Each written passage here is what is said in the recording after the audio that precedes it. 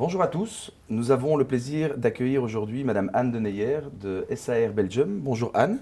Bonjour Cédric. Merci d'avoir accepté cette invitation de participer à nos vidéos. Pourrais-tu peut-être dans un premier temps nous présenter SAR Belgium? Alors SAR Belgium est un courtier en assurance. On est spécialisé dans l'accompagnement de promoteurs, de sociétés de construction et nous sommes aussi développeurs de contrats. Donc nous développons des contrats sur mesure et on se rapproche de Rocaution dans la mesure où nous accompagnons, comme vous, les promoteurs, à mener à bien leurs projets. Actuellement, effectivement, pour grand nombre de promoteurs, les permis sont très souvent sujets à discussion. Est-ce que tu peux nous présenter le contexte actuel des permis en Belgique? Oui, alors je vais même étendre ta question parce que c'est autant en Belgique qu'au Luxembourg, qu'en France, qu'en Hollande. Quelle que soit la matière, qu'on soit sur du résidentiel ou de l'énergétique, des projets énergétiques par exemple, c'est très fastidieux d'obtenir un permis, c'est long, il y a énormément de procédures. Nous accompagnons également les promoteurs sur le principe des recours, c'est-à-dire qu'une fois qu'un permis est obtenu, quel que soit le pays, il y a un droit constitutionnel qui est que chaque citoyen qui a un intérêt à agir peut déposer un recours contre ce permis. Et quel est le risque juridique aujourd'hui lorsqu'un permis est octroyé? Alors justement, c'est ce risque de recours. Oui. Le risque de recours fait qu'aujourd'hui, une obtention de permis à Bruxelles est en moyenne de 5 ans pour obtenir un permis qui soit purgé de tout recours. Est-ce qu'il existe aujourd'hui un contrat d'assurance qui permet justement aux promoteurs de bypasser ce type de blocage? Ça justement, c'est une nouveauté, c'est une exclusivité que SAR France a développée il y a presque 10 ans maintenant. On accompagne les promoteurs grâce à un contrat d'assurance que nous plaçons chez les très grands groupes européens et mondiaux d'assurance qui leur permet d'avoir une signature en face du recours. Vous avez un recours tout à fait légitime sur votre permis. On va vous permettre de rassurer des investisseurs de quand même investir dans votre projet parce que si jamais il y a des conséquences financières suite à une annulation ou à une suspension du permis, il y a quelqu'un qui se porte garant, un peu comme on peut faire avec les cautionnements.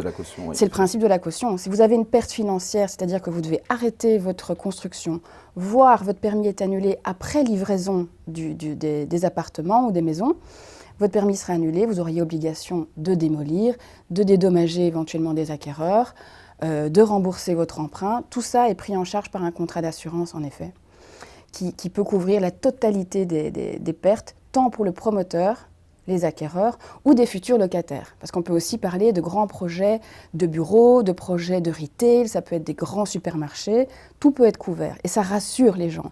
Parce que l'incertitude ça va permettre juridique, de sécuriser, surtout d'un point de vue financier, voilà, les éventuels partenaires et le promoteur, si à un moment donné, pour une raison ou une autre, il est vraiment bloqué dans le développement de son projet. Et les acquéreurs. Ça permet d'acheter plus ou moins en étant rassuré avec cette sécurité et on exclut tant qu'on peut le risque juridique et ça permet d'avancer. Parce qu'il faut savoir, et c'est très important, que tant qu'un permis n'est pas sécurisé, n'est pas octroyé, personne ne travaille. Ni les banques, ni les notaires, ni les assureurs, ni les architectes. Donc finalement, personne ne travaille et pendant ce temps-là, on a un vrai manque de logements neufs, de renouvellement de logements dans le parc immobilier, que ce soit nouveau en Belgique ou en France. Qui peut accéder à ce genre de contrat d'assurance et de quelle façon? Je dirais tous les promoteurs, tous les porteurs de permis d'urbanisme qui à un moment sont bloqués par un recours. On peut faire ça avant l'obtention du recours. Si on sait que le projet va clairement être attaqué par une ASBL, par toutes les personnes qui pourraient avoir un intérêt à agir, de nouveau, c'est un droit constitutionnel. Tout le monde peut s'opposer à un recours s'il a un intérêt.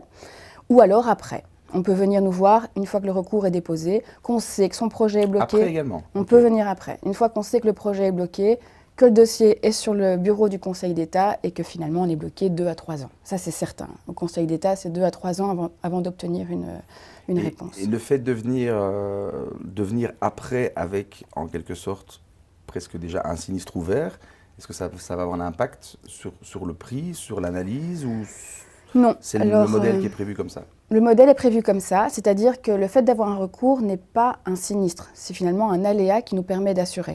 C'est ça. Le sinistre n'apparaîtra uniquement que si le permis est réellement annulé et n'est pas... donc on ne peut pas le refaire, il n'est pas réfectible. Oui, parce qu'il peut être adapté également. Voilà.